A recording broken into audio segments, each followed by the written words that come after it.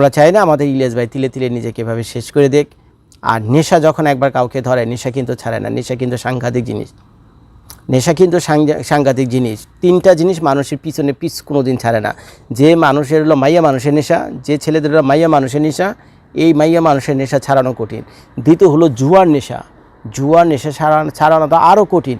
আর তৃতীয় হলো এই ড্রাগসের নেশা, এটা ছাড়ানো তো আরও ডেঞ্জারাস ব্যাপার।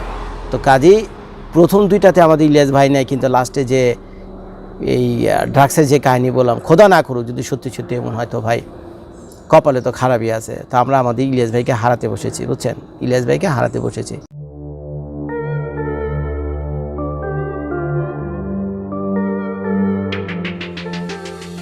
তো এর আগে যে ভিডিওটা করছিলাম ওই শেষের দিকে বললাম না যে আমার এক খুব কাছের বন্ধু, সে কিন্তু নিউ ইয়র্কের যেখানে থাকে, যে অ্যাপার্টমেন্টে থাকে আমাদের ইলিয়াস ভাইয়া, তোর পাশের অ্যাপার্টমেন্টেই থাকে। তো সকাল বিকাল দেখা হয় তার সাথে, সকাল বিকাল দেখা হয় তার সাথে, একই এলাকা থাকে, একই গলিতে থাকে, দেখা সাক্ষাৎ হইবে। তো ইলিয়াস ভাই তার গাড়িটা যেখানে পার্ক করে রাস্তার পাশে, তো ওই আমার দোস্ত ওই তো আশেপাশে কোথাও গাড়িটারি পার্ক করে, তো নানান কারণে দেখা সাক্ষাৎ হয়। আমার দোস্তরে বলছিলাম যে ইলিয়াস ভাইয়ের বর্তমান খবর টবর কি একটুখানি বইল তো আমারে, তাকে তো দেখি না গত 1-2 সপ্তাহ ধরে, তো ফেসবুক ইউটিউবে তো সে নাই। তো কিছুক্ষণ আগে দেখলাম সে আমার ফোন দিয়েছে, বুঝছেন, প্রথম মেসেজ দিয়েছে যে জজ ভাই ফ্রি আছেন কি না, কল দাও। আমি ঠিক আছে দোস্ত কল দাও। তো কথাটা তো বললাম, তো যেটা আমি বুঝলাম সেটা হলো, তো ভাই সেটা শোনার পর তো আপনাদের মন খারাপ হয়ে যাব, এগুলো শোনার পর আপনাদের মন খারাপ হয়ে যাব। কি ইলিয়াস ভাই কি হয়ে গেছে। অ্যান্ড সে আমাকে বলতেছে যে জজ ভাই বিশ্বাস করেন যে ইলিয়াস ভাইকে আপনারা ফেসবুক ইউটিউবে দেখতেন, সেই ইলিয়াস ভাই আর ইলিয়াস ভাই নাই, সেই ইলিয়াস ভাই ইলিয়াস ভাই নাই। মানে সে মানসিকভাবে বলতে গেলে ভেঙে পড়ছে, মানসিকভাবে পুরো ভেঙে পড়ছে। সে হাসি নাই তার মুখের ভিতরে, সে জোশ, শরীরে যে জোশ ছিল, যে জোশ নিয়ে সে ভিডিও করতো, এগুলো নাই। আমি ও বলতেছে, আমার দোস্ত বলতো, তার চেহারার দিকে যখন তাকাইছি তখন দেখে আমার কাছে মনে হয়েছে যেন মানে কত বছরের এক মানুষ, দুঃখী মানুষ, একদম দুঃখী মানুষের মানে অবস্থা। তার শেভ করে না, এমনি তো টুকটাক তার একটু দাড়ি আছে, আপনার জানেন কি এদিক দিয়ে শেভ টেপ করতে হয়।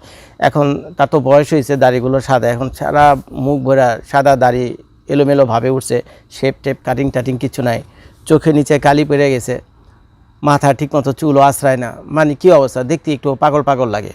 আমি এক্স্যাক্টলি যা কিছু বলতেছে, আমার দোস্ত যা বলছে আমি তাই বলতেছি। এখন সত্য মেয়েটা সে জানে আর আল্লাহ পাক জানে। এখন তার সাথে তো আর ইলিয়াস ভাইয়ের কোনো শত্রুতা নাই, সে আমাকে বানিয়ে বানিয়ে এগুলো বলতে যাবে কেন, আমি তো কোনো প্রয়োজন দেখি না। আর আমার কাজ হলো সেই তথ্যটা আপনাদের সামনে উপস্থাপনা করা, যেটা সত্য সেটা আপনাদেরকে জানানো, এছাড়া আর কিছুই না। তো এখন হরই কথা, এরকম হরই কথা, তারই এত বড় একটা বিপদ যাচ্ছে। তার সবচেয়ে কাছের বন্ধু অনলাইন প্ল্যাটফর্মে, সেটা হলো আমাদের পিনাকিদা। তো যতদূর আমি জানি পিনাকিদা কিন্তু ইলিয়াস ভাইকে নিয়ে, ইলিয়াস ভাইকে সাপোর্ট করে গত 1 সপ্তাহে একটা পোস্টও দেয়নি যে কী অবস্থা আছে, কিভাবে দিনকাল যাচ্ছে ইলিয়াসের। দিছে একটা পোস্ট। আপনারা যারা ইলিয়াসের ভক্ত বা ওই পিনাকিদার ভক্ত, যান পিনাকিদার ফেসবুক পেজে যান, গিয়ে দেখেন তো কোনো পোস্ট আছে কি না ইলিয়াস ভাইকে নিয়ে। উত্তর হলো না। তার নিজের ব্যক্তিগত অনেক পোস্ট আছে, বুঝছেন, নিজের ব্যক্তিগত পোস্ট, এই করছে সেই করছে, হয়েছে ত্যান হয়েছে ইত্যাদি ইত্যাদি, যেটা সে সচরাচর করে। কিন্তু তার বন্ধু এত বড় বিপদে আছে, তার বন্ধুর এখন ফেসবুক পেজ নাই। ইলিয়াস ভাইয়ের কথা বলছে, তার বন্ধুর এখন ফেসবুক পেজ নাই। তার বন্ধু এখন ইউটিউব থেকে 90 দিনের রেস্ট্রিকশনের ভিতরে আছে, 90 দিনের ভিতরে কোনো ইউটিউবে ভিডিও আপলোড করতে পারবে না, কমিউনিটি গাইডলাইন ভায়োলেট করার কারণে ইউটিউবে। তারপর হলো প্রথম 4.5 মিলিয়নের যে ফেসবুক পেজ ছিল সেটা তো বন্ধ করে দিল, মেয়েটা সাসপেন্ড করে দিল। তারপরে 8.5 লাখের যে পেজটা ছিল ইলিয়াস, তার বন্ধুর ইলিয়াস ভাই, তো সেটাও আবার আমাদের ইউনুস স্যার মেটার কাছে কমপ্লেন করে, সেটাও বাংলাদেশের জন্য এটা রেস্ট্রিকশন করে আছে। অর্থাৎ বাংলাদেশ থেকে আপনারা তার কোনো পোস্ট আপনারা আপাতত দেখতে পাচ্ছেন না। এইগুলো এটা। দ্বিতীয় কথা হলো যে ওই যে একটা অ্যারেস্ট রেকর্ড ছিল গত বছর ফেব্রুয়ারি মাসে, সেই অ্যারেস্ট রেকর্ডের কারণে তার এখন গ্রিন কার্ড নিয়ে টানাটানি, গ্রিন কার্ডটা অ্যাপ্লিকেশনটা তার করার কথা খুব শীঘ্রই। এখন এই অ্যারেস্ট রেকর্ডের কারণে, যেহেতু অ্যারেস্ট রেকর্ড মানে কি, একটা আপনারা যখন বিদেশে আসলে বাংলাদেশে যেমন একটা পুলিশ সার্টিফিকেট লাগে না, পুলিশ ক্লিয়ারেন্স সার্টিফিকেট, এর অর্থ হলো আপনার নামে কোনো খারাপ কিছু রেকর্ড নাই, আপনার নামে অ্যারেস্ট ওয়ারেন্ট নাই, আপনি ভালো মানুষ, ভালো নাগরিক, এগুলোই তো এনওসিতে এগুলোই থাকে, যে এই লোক ভালো, এই লোকের কোনো খারাপ রেকর্ড নেই, একটা এনওসি দরকার। ঠিক তেমনই আমেরিকাতেও এই গ্রিন কার্ড যখন আপনি আবেদন করবেন, তো গ্রিন কার্ডের জন্য এই ধরনের ব্যাকগ্রাউন্ড চেক করা হয়। তো তার ব্যাকগ্রাউন্ড চেকে গত বছর যা কাম সে করছিল মিল্টন এবং তার বোন ওই নীলার সাথে গিয়ে, তো তার একটা অ্যারেস্ট রেকর্ড তো ফাইলে রয়েই গেছে আমেরিকা সরকারের ফাইলে, ডিপার্টমেন্ট অফ স্টেটে। এই গেল এক কাহিনী। তো এই কারণে সেই বড় পেরেশানিতে আছে। দ্বিতীয় কথা হলো, দুদিন পর তার কিছুদিন পর তো তার সিটিজেন হওয়ার তো একটা প্ল্যান ছিল। গ্রিন কার্ড তো পার্মানেন্টভাবে আপনি থাকতে পারবেন, কিন্তু আমেরিকার সরকার যে কোনো সময় গ্রিন কার্ড আপনার কেড়ে নিতে পারে। আর প্রতিটা মানুষ যখন গ্রিন কার্ড পায় আমেরিকাতে, তার পরবর্তী টার্গেট থাকে হলো সিটিজেন হওয়ার। এটাই নিয়ম। সিটিজেন হলে তার আমেরিকা থাকা মোটামুটি পাকাপোক্ত হয়ে যায়, সচরাচর এদেরকে বের করে দেয় না। এখন তো গ্রিন কার্ড নিয়ে লাগছে টানাটানি, সিটিজেন তো বহুত পরের কথা। এখন এই গ্রিন কার্ডের যে গুরুত্ব কী জিনিস, সেটা যার কাছে নাই, এই আমেরিকার পাসপোর্টের যে গুরুত্ব কী জিনিস যার কাছে নেই, সেটা বুঝবেন না। যারা আপনি আমেরিকাতে আছেন, এই বিভিন্ন পলিটিক্যাল অ্যাজাইলাম বা বিভিন্ন রিলিজিয়াস রিফিউজি হিসেবে এখানে আছেন আপনারা, তো তারা জানেন একটা গ্রিন কার্ডের জন্য, একটা সিটিজেনের জন্য কীভাবে দিনরাত স্বপ্ন দেখেন এবং আল্লাহর দরবারে কত ফরিয়াদ করেন যে আল্লাহ আমার গ্রিন কার্ডটা যদি হয়ে যায়, হে আল্লাহ ইমিগ্রেশন কোর্ট থেকে যদি আমার একটা রায় আসে এবং রায়টা যদি আমার পক্ষে যায়, তাহলে আল্লাহ আমি একটা গ্রিন কার্ড পাবো। তো গ্রিন কার্ডটা এরকম লক্ষ লক্ষ কোটি কোটি মানুষের একটা মানে কি বলবো, এটা হলো সাপের মণি বুঝছেন তো, এত অমূল্য। যার নাই সে বুঝে, বুঝছেন, যার নাই যে বুঝেন, যার আছে তার কাছে তো আছে, সে এটার গুরুত্ব বুঝবে না। কিন্তু যাদের নাই, এই যে লক্ষ লক্ষ মানুষ অ্যাজাইলাম সিকার আমেরিকাতে আছে, যে একটা বার জিজ্ঞেস করে দেখেন এই গ্রিন কার্ডের জন্য তারা প্রত্যেক দিন কতবার আল্লাহর দরবারে ফরিয়াদ করে। এখন বুঝতে পারছেন কি একটা ইম্পর্টেন্ট জিনিস। এখন নানান আকাম কুকাম করে গিয়ে তো সে তার ভবিষ্যৎ নষ্ট করছে। এখন বাংলাদেশের ভালোর জন্য উনি ভিডিও করে থাকুক, প্রতিবাদ করার জন্য ভিডিও করুক, বা যাই করুক না কেন, বাংলাদেশে মানুষকে নিয়ে করতে গেছে। এখন উনি তো ভালোই ছিল, ওখানে উবার চালায়, খেয়ে দিয়ে ভালোই আছে, দুটো ফুটফুটে বাচ্চাও আছে।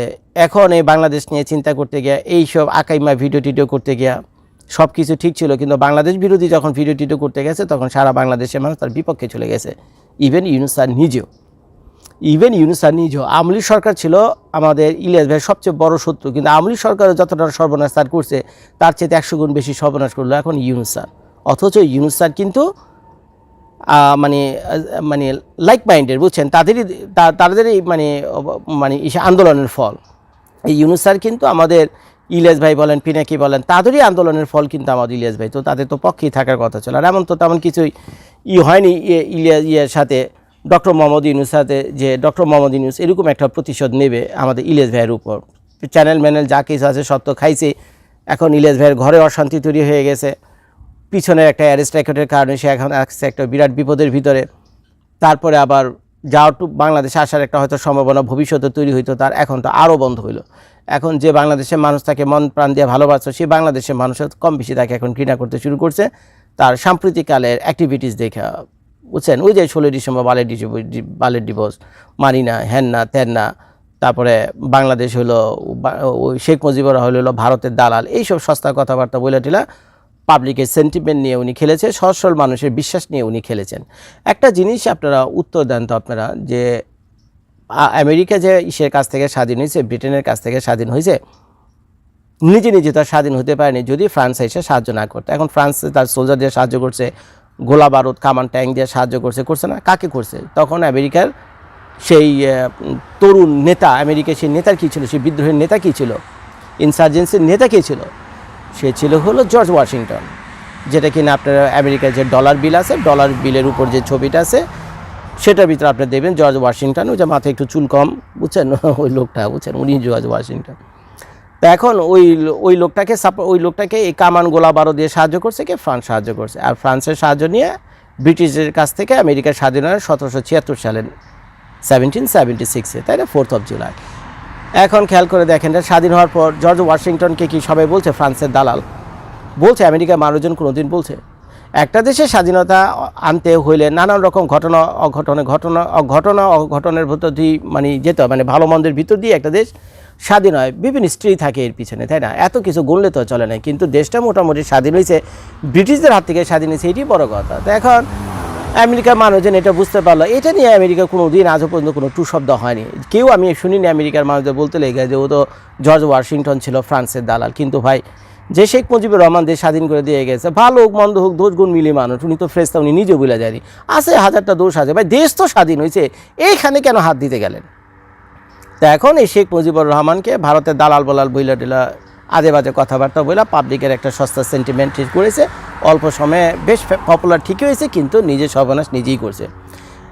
এখন না হতে পারবে আমেরিকার, না পাবে আমেরিকার গ্রিন কার্ড, না হতে পারবে আমেরিকার সিটিজেন, না যাইতে পারবে বাংলাদেশে, না করতে পারবে কোনো আমেরিকার ফেডারেল জব, কোনো সরকারি জব, কোনো ফেডারেল জব বা কোনো স্টেট জব, সারা জীবন ওনার এই উবার চালাই খেতে হইবে, আর নাহলে বড়জোর একটা মুদি দোকান দিতে হবে, অর্থাৎ ফিউচার তো ওনার তো গেছে। আর তারপর যে কোনো সময় ওনার যে কেস আছে ইমিগ্রেশন কোর্টে অ্যাজেলাম কেস, সেটাও যে কোনো সময় রিভোক হয়ে যেতে পারে, আর রিভোক হলে তো বাংলাদেশে ফেরত পাঠানো ছাড়া তো কোনো উপায় নাই। কী যে অবস্থা, মানে এইসব নানান জিনিস চিন্তা ভাবনা করে একটা মানুষ যখন এইসব ভাবে, যেগুলো আমি ভিডিওতে বলছি আপনাদেরকে, তখন একটা মানুষ সুস্থ কী করে থাকে বলেন, সুস্থ স্বাভাবিক কী করে থাকে? তো এখন তাকে দেখে যেটা মনে হচ্ছিল, আমার দোস্ত যেটা বললো, সে তো ওই নেশায় আক্রান্ত হয়ে গেছে, নেশাক্ত যেটা বলে নাকি, বিভিন্ন নেশা জিনিসপত্র উনি খায়, খেয়ে মানুষ যখন বিভিন্ন হতাশায় থাকে, জীবন সম্পর্কে যখন আশা ছেড়ে দেয়, মানুষের মানে তার লাইফের প্রতি তার আর কোনো ইন্টারেস্ট নাই, নানান কারণে হয়তো তার ভিতরে এটা ফিল হতে পারে যে দেশের মানুষের জন্য আমি এত কিছু করলাম, এখন সেই দেশের মানুষই আমাকে ঘৃণা করে, সেই দেশের মানুষই এখন আমার ইউটিউব ফেসবুক দেখতে পারে না। তো এই যে খুব কষ্ট, পারিবারিক যন্ত্রণা, বুঝছেন, আরও অনেক কিছু আছে, বলতে গেলে ভিডিওটা অনেক বড় হয়ে যাবে, তার ভবিষ্যৎ তো নষ্ট। তো এখন এগুলোর জন্য একটা মানুষ স্বাভাবিকভাবেই সে তখন জীবনের প্রতি যখন ইন্টারেস্ট হারিয়ে ফেলে, আশা ভরসা হারিয়ে ফেলে, তখন সে চায় এগুলো সব ভুলে থাকার জন্য। আর ভুলে থাকার একমাত্র হলো কি খাওয়া, ড্রাগস নেওয়া। এখন সে যে ধরনের ড্রাগস নিক না কেন নেওয়া, আর ড্রাগস যখন নিতে থাকবেন তখন কী হবে, মানুষ তার হুঁশ থাকে না, তার দাড়ি সাদা না পাকা, দাড়ি শেভ করতে হবে কি হবে না, তার মাথার চুল আঁচড়াতে হবে কি হবে না, শার্টটা ঠিক করে পরতে হবে কি হবে না, মোজা সহ জুতা পরবে কি পরবে না, বুঝছেন, প্যান্টের নিচে জাঙ্গা পরছে কি পরবে না, বুঝছেন, এইসব তার আর কোনো ইন্টারেস্ট থাকে না, কোনো আগ্রহ থাকে না। সে মনে করে কিছু একটা হলেই চলে, আমি আমার জীবনের কোনো আশা ভরসা নাই, আমি শেষ হয়ে যাবো, আমি আর কী করুন, বেঁচে থেকে কী করবো, ভাবটা হলো মোটামুটি এরকম। তো এখন আমাদের ইলিয়াস ভাইয়ের এই পর্যায়ে চলে গেছে, তার বেশভূষা, তার চেহারা ছবির যে বিবরণ আমাকে দিল। তো আমি বলছিলাম আমার দোস্তরে, তুমি একটা ছবি তোলা সেলফোন ছিল না, যে একটা ছবি তোলা পাঠাইতে আমারে, তাহলে তো আমি আমার ভিডিওর সাথে দিয়ে দিতে পারতাম না যে ইলিয়াস ভাইয়ের বর্তমানে কী অবস্থা, কেমন আছে। বললো যে ভাই ওখানে দাঁড়ায় ক্যামেরা বের করে ছবি তোলার মতো অবস্থা নাই, ওনার যে অবস্থা আমি দেখছি, আমি যদি ছবি তুলতে চাই ওদিকে মারামারি লেগে যাবো, ওদিকে মারামারি লেগে যাবো ভাই।